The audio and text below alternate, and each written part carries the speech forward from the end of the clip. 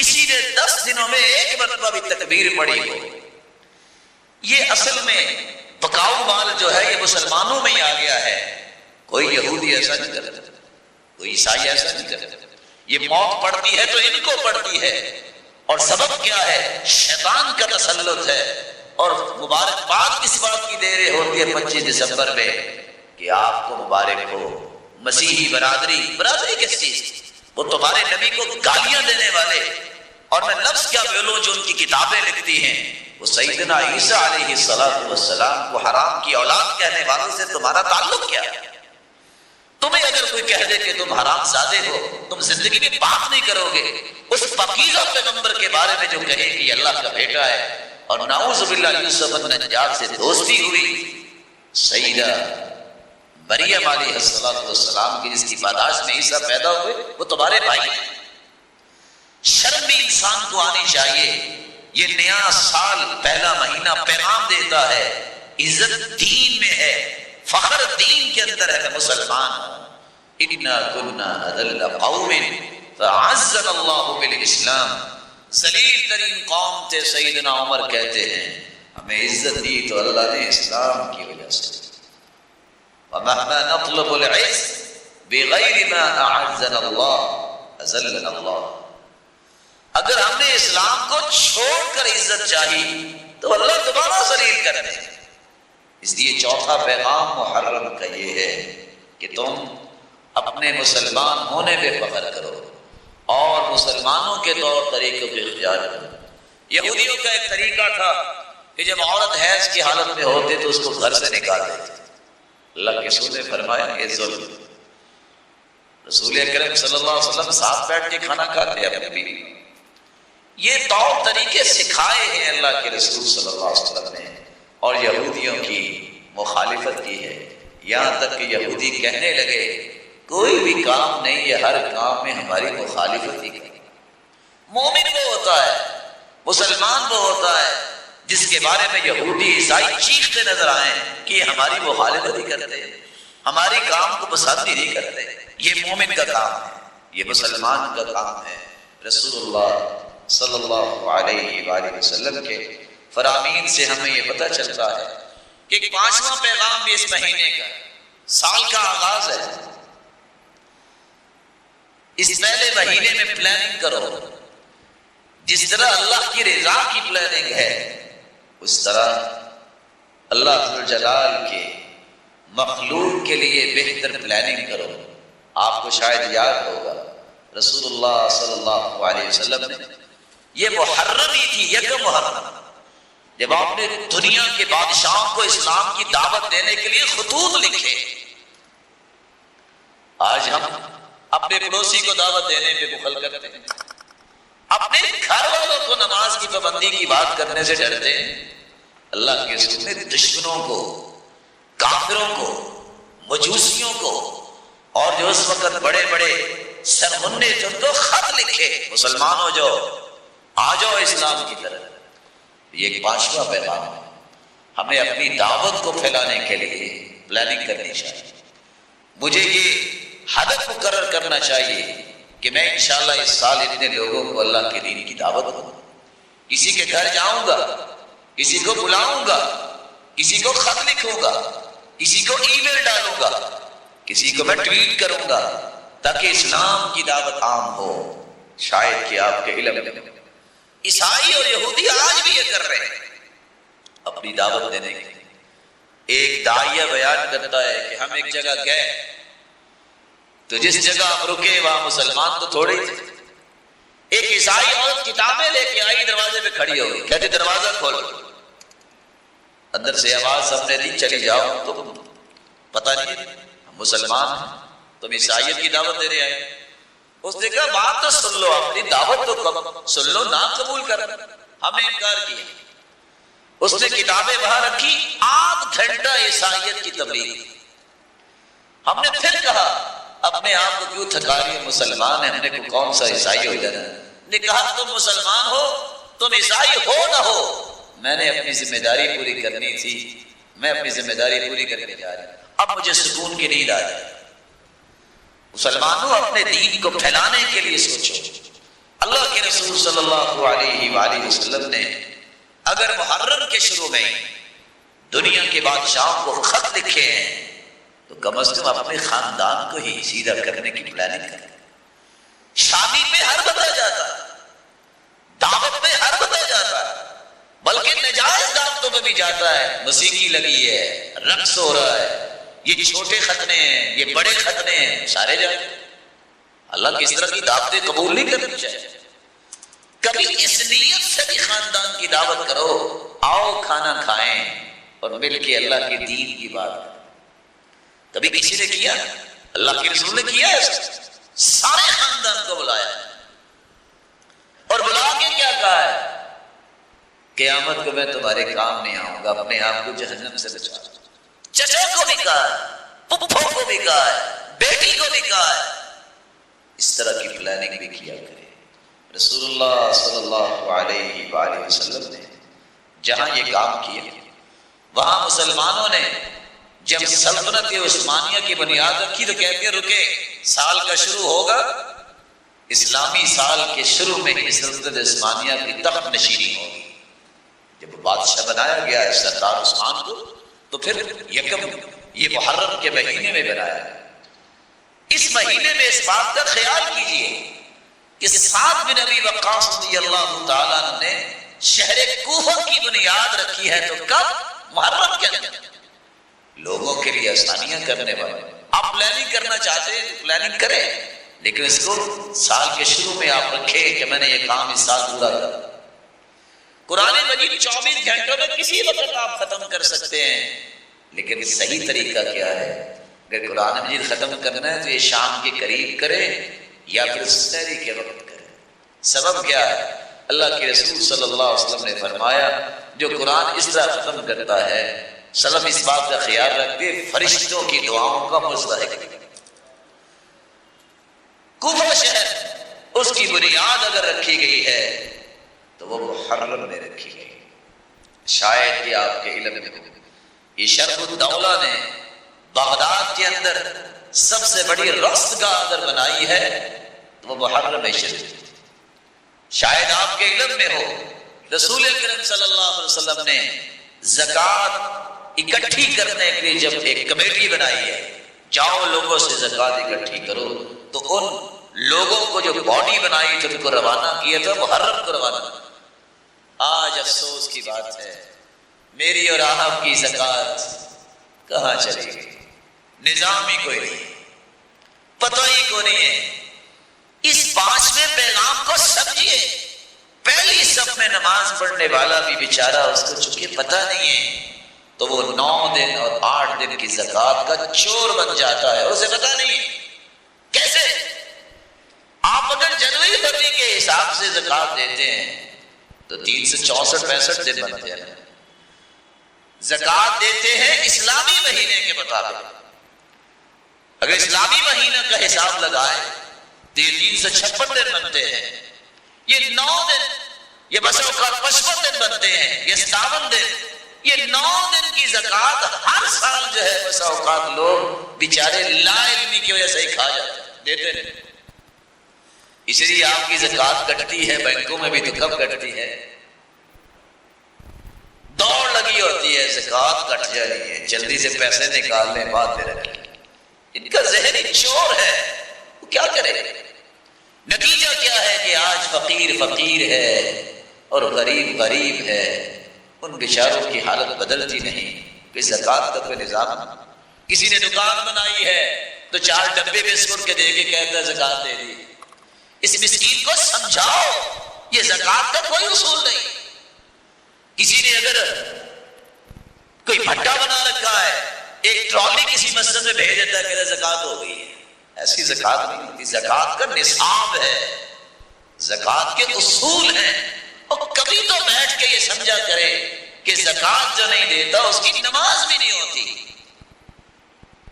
من لم يصلي من لم يزكي فلا صلاة له. وہ جتنی مرضی نمازیں پڑھ لے اگر زکوٰۃ نہیں دیتا اس کی نماز بھی نہیں. اور یہ بات سمجھنے والی آج اگر زکوٰۃ کا نظام مضبوط ہو جائے جو اللہ کے رسول نے محرم میں کیا تھا. 86 جنگیں لڑی اللہ کے رسول نے. جنگیں کیسے لڑی جاتی ہیں، 56 جنگوں میں خود شریک ہوئے، باقی میں صحابہ کو بھجوایا۔ 86 جنگیں یہ 2 سال کی خلافت میں سیدنا ابو بکر نے بھی جنگیں کی، مسلمہ کذاب کے ساتھ، اور 10 سال میں عمر نے کتنی جنگیں کی، کتنے لاکھ مربع میل فتح کیا ہے۔ 12 سال سیدنا عثمان کی خلافت، 4 سال سیدنا علی کی خلافت، وہاں بھی جنگیں ہوئی۔ 6 مہینے سیدنا حسن ذمہ دار بنے، انہوں نے خلافت کو سنبھالا۔ 20 سال سیدنا معاویہ نے سنبھالا، صرف زکوٰۃ کا نظام تھا۔ عمر بن عبدالعزیز تک کوئی ٹیکس نہیں تھا، صرف زکوٰۃ کا نظام تھا۔ مال اتنا تھا کہ جب ان کو آپ کی خبر ملی کہ مال ہے، کہا کیوں لے کے آئے ہو؟ غریبوں میں تقسیم کرو۔ کہا جی غریب بچے ہی کوئی نہیں۔ کہا تو مسکینوں میں تقسیم کرو۔ جواب ملا مسکین تو بچے ہی کوئی نہیں۔ کہا جاؤ اعلان جا کے کرواؤ، کسی کا قرض ہے تو ہم اس کا قرض اتار دیتے ہیں۔ گلیوں اور بازاروں میں اعلان ہو رہے ہیں، کوئی ہے کسی کا قرض؟ اسلامی سلطنت عمر بن عبدالعزیز کی طرف سے اعلان، اس کا قرض اتار، قرض اتر گئے۔ کہا پھر جا کے اعلان کرو کسی کی شادی نہیں ہوئی، ہم شادی کر دیں۔ شادیاں ہوئی۔ یہ پہلا دور ہے جو آج ہمیں نظر آتا ہے کیسے صحابہ کرام کی زندگیاں تھی۔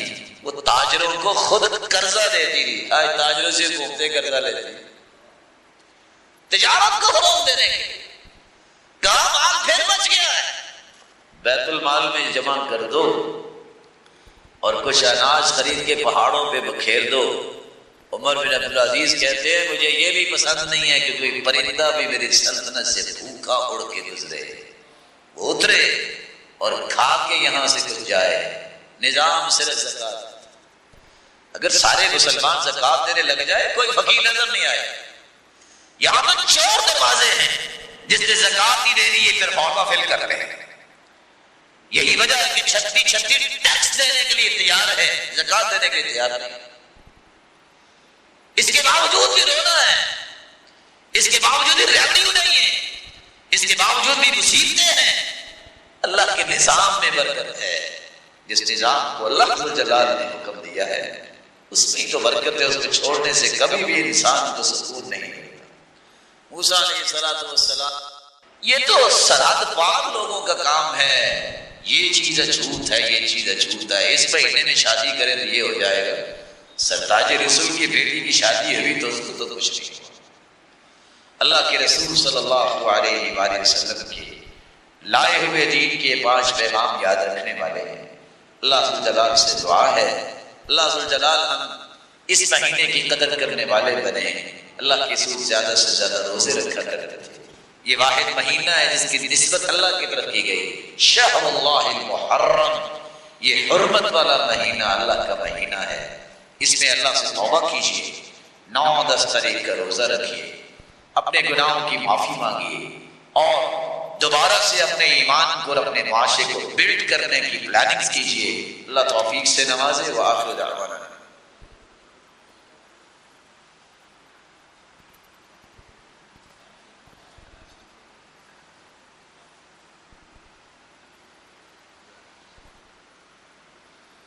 الحمد لله على إحسانه والشكر له على توفيقه وامتنانه، أما بعد فأعوذ بالله من الشيطان فإنه عدو للإنسان۔ محرم مقدس کے معنی میں ہے۔ محرم الحرام یہ کیسا مہینہ ہے جس سے اسلامی تاریخ کا سال شروع ہوتا ہے۔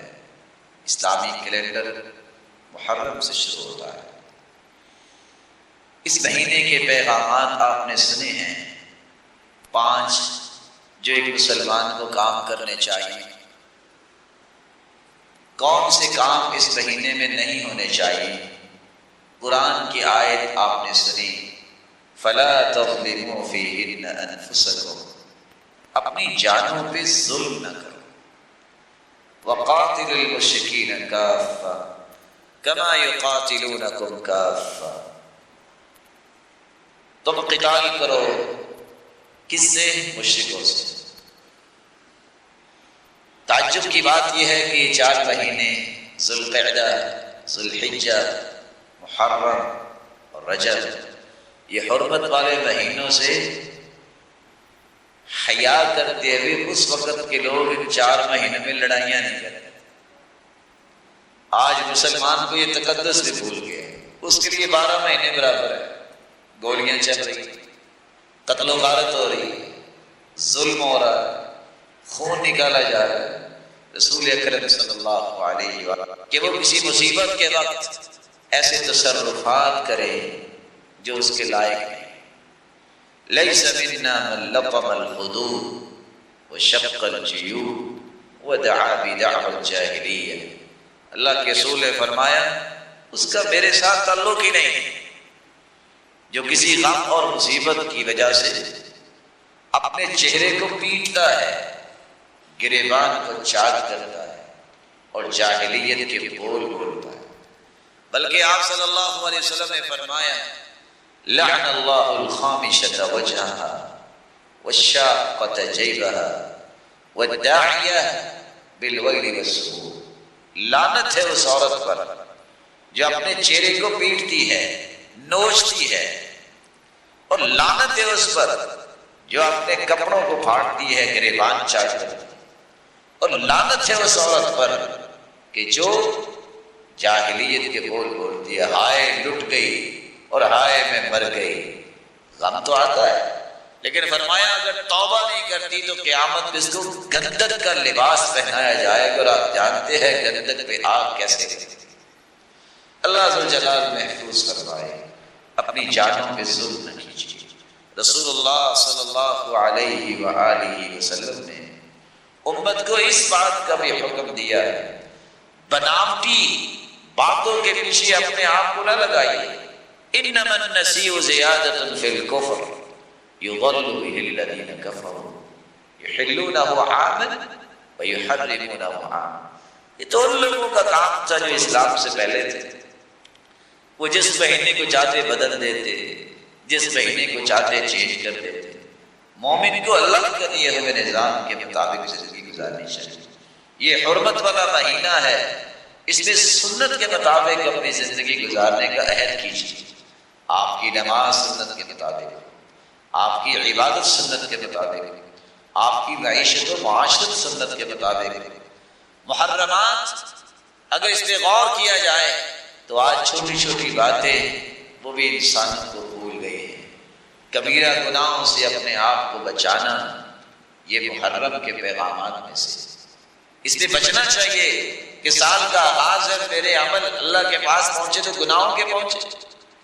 رسول اکرم صلی اللہ علیہ وسلم نے ہلاک کر دینے والے کاموں سے منع کیا. نہا رسول اللہ صلی اللہ علیہ وسلم ان تجسس القبور.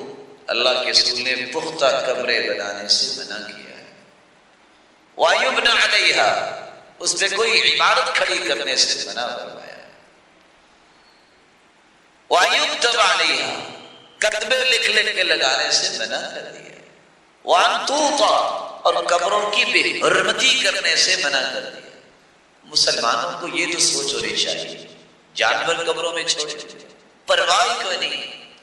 ان احکامات کو سمجھنا چاہیے. پختہ قبر بنانا بھی منع ہے، اس پہ کتبے لکھ لکھ کے لگانا بھی منع ہے، اور اس پہ عمارتیں بنانا بھی، قبے بنانا بھی منع ہے، اور قبروں کی بے حرمتی کرنا بھی منع ہے. رسول اکرم صلی اللہ علیہ وآلہ وسلم نے تو سیدنا علی کو یہ حکم دیا ہے تمہیں کوئی بھی مورتی نظر آئے مٹا دو، جو قبر اونچی نظر آئے برابر کر دو.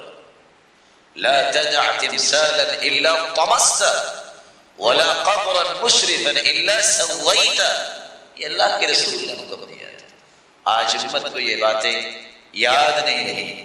رسول اللہ صلی اللہ علیہ وسلم نے جو حکم دیا ہے، اس نئے سال میں مسلمانوں کا رویہ یہ بن گیا کچھ تو اس کو سال کا آغاز سمجھتے نہیں. جب انگریزی سال کا آغاز ہوتا ہے ہونا یہ چاہیے کہ زندگی کا ایک سال ختم ہوا اللہ سے توبہ کرے. وہ ان راتوں کو شرابوں کا محل بنا لیتے. اللہ کے رسول صلی اللہ علیہ وسلم نے فرمایا جو دنیا میں شراب پیتا ہے قیامت کے دن جنت میں محروم ہو جائے گا اور اس سے جہنمیوں کی غلاظت کھلائی جائے گی. رسول اکرم صلی اللہ علیہ وسلم نے فرمایا جس کے پیٹ میں شراب ہے اور اسی حالت میں وہ مر گیا ہے کہاں جائے گا؟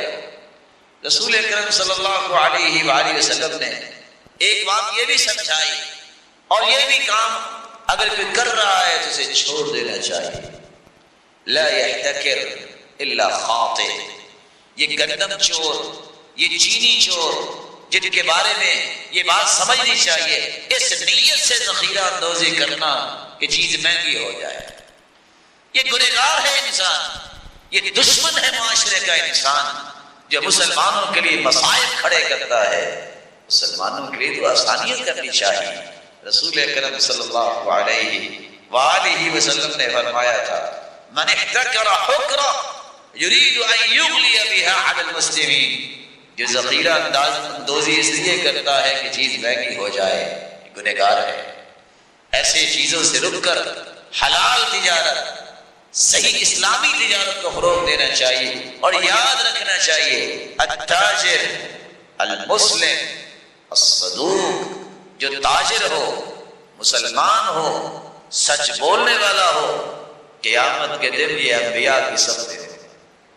رسول اکرم صلی اللہ علیہ وآلہ وسلم نے منع کیا ہے کسی کو دھوکہ دینے کے لیے، صرف تنگ کرنے کے لیے بولی بڑھا دینا اتنا بڑا گناہ ہے. اس لیے ناجس جو ہے نجس کرنے والا اس کا سودی کا ہے. یہ جب کھڑے ہوتے ہیں اور آپس میں ملی بھگت ہوتی ہے کہ فلاں کو خریدنے نہیں دینا، یہ پلاٹ نہیں خریدنے دینا، یہ پھل آیا ہے منڈی میں خریدنے نہیں دینا، اور بولی بڑھانی ہے تو صرف اس نیت سے بڑھانی ہے کہ کوئی خرید نہ سکے بعد میں خود لے لے. الناجش آکل الربا، یہ بولی بڑھانے والا بھی سود خور ہے. رسول اکرم صلی اللہ علیہ وآلہ وسلم نے اس لیے فرمایا تھا سود کے 72 دروازے ہیں یا 72 گناہ ہیں. سب سے کم درجے کا گناہ اتنا ہے کہ کوئی اپنی ماں سے زنا کرتا ہے. اور آپ صلی اللہ علیہ وسلم نے فرمایا ایک درہم اگر پتہ ہے یہ سود کا ہے تو یاد رکھنا 36 مرتبہ زنا کرنے کا اتنا گناہ نہیں ہے جتنا ایک درہم سود کھانے کا. اللہ سے ڈرنا چاہیے.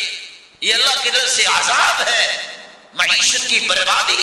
اس کا سبب یہی ہے کہ جب ہم اللہ جلال سے جنگ کی بات کرتے ہیں اور قرآن نے کہہ دیا اگر سود نہیں چھوڑو گے تو اللہ اس کے سود کے ساتھ جنگ ہے.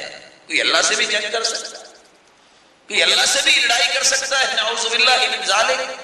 اس لیے اگر کسی شخص کے ذہن میں ہے کہ نہیں میں بھی اس کی حمایت کرتا ہوں، یہ بھی پٹیشن دائر ہونی چاہیے کہ ہم نہیں مانتے سود کے بارے میں فیصلہ ہوا ہے. یہ اللہ کا دشمن ہے، یہ اللہ کے ساتھ جنگ کرنا چاہتا ہے. اپنی معیشت کو بھی بچانا ہے، اسلامی اصولوں میں لے آؤ.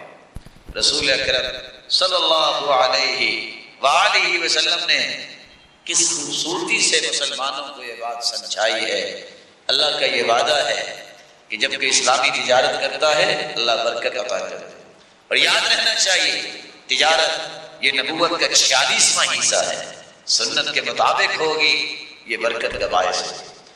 اس سال کے شروع میں یہ بات سمجھنے والی ہے کہ ہمیں اپنی زندگی کے طور طریقے بھی بدلنے چاہیے. نئے سال کا آغاز ہو گیا ہے، ظلم و زیادتی سے باز آنا چاہیے. اور رسول اکرم صلی اللہ علیہ وآلہ وسلم کا فرمان پیش کر کے میں بات کو ختم کرتا ہوں. کسی بھی نیکی کو چھوٹا نہ سمجھیے. لا تحتقر من المعروف شيئا ولو ان تلقى اخاك بوجه طلق او طريق. کسی بھی نیکی کو حقیر مت جانیے. اگر آپ کے رویے یہ ہیں زندگی کے کہ آپ کسی کو ملتے وقت منہ بناتے ہیں، مسکرا کے ملنا شروع کریں. نیا سال شروع ہوا ہے، اگر مسکرا کے ملے انسان تو یہ بھی بہت بڑا صدقہ ہے. صحابہ کرام کی زندگی کو دیکھیے، ہر نئے آنے والے دن کی پلاننگ کیا کرتے تھے. اللہ ذوالجلال سے دعا ہے اللہ تعالیٰ امت کے لیے یہ سال خیر کا سال ہو، برکت کا سال ہو، مسلمانوں کی بہتری کا سال ہو، اور ہم سب کو اللہ توفیق دے کہ ہم اللہ کے اس سال بھی قریب ہونے والوں کی صف میں شامل ہو جائے۔ آپ کے علم میں ہے اللہ کے رسول کے پاس بھی لوگ آئے جن کی حالت یہ تھی کہ ان کے پاس لباس نہیں تھا، قد اجتنبوا النمار، کہ انہوں نے صرف چمڑا پہنا ہوا تھا، اتنے بھی پیسے نہیں تھے کہ وہ دھاگے سے ٹانک لے۔ آپ نے حکم دیا صدقہ کرو، تصدقوا، لوگوں نے ڈھیر لگا دیے۔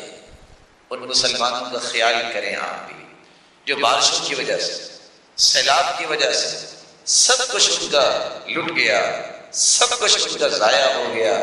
ایک مسلمان ہونے کے ناطے سے ان کے ساتھ کھڑا ہونا یہ میری اور آپ کی شرعی ذمہ داری ہے، ان کا خیال کرنا یہ میری اور آپ کی ایک اخلاقی ذمہ داری ہے۔ اللہ تعالی ہم سب کو توفیق سے نوازے۔ وآخر دعوانا الحمدللہ۔